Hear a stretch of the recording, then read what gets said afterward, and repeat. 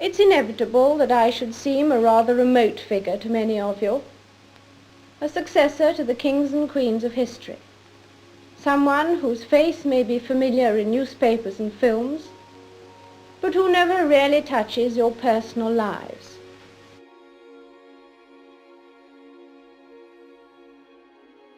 In a way, I didn't have an apprenticeship. My father died much too young, and so it was all a very sudden kind of taking on and making the best job you can.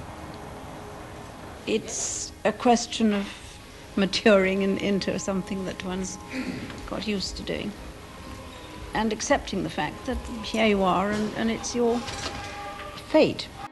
It is very simple. I declare before you all that my whole life, whether it be long or short, shall be devoted to your service and to the service of our great imperial family to which we all belong.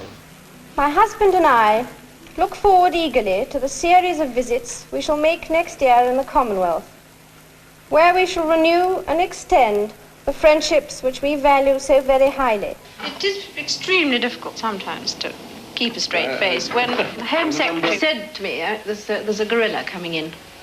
So I said, what an extraordinary remark to make, very unkind about anybody. And so, I stood in the middle of the room and pressed the bell and the doors opened, and there was a gorilla. And I had the most terrible trouble in keeping, he had short body, long arms. And I had the most appalling trouble. Audiences are my way of meeting people without anybody else listening. And that gives one a very broad picture of what is actually going on either in government or in the civil service. Sandringham is an escape place, but it is also a working place and a commercially viable bit of England. I like farming. It's not very easy nowadays. I like animals. I wouldn't be happy if I just had arable farming. I think that's very boring. For every year, some 2,000 come to investitures at Buckingham Palace to be honoured for acts of bravery or to be recognised for service to their fellow citizens.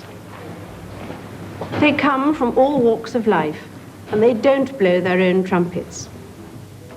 So unless, like me, you are able to read the citations describing what they have done, you couldn't begin to guess at some of the remarkable stories that lie behind their visits to the palace.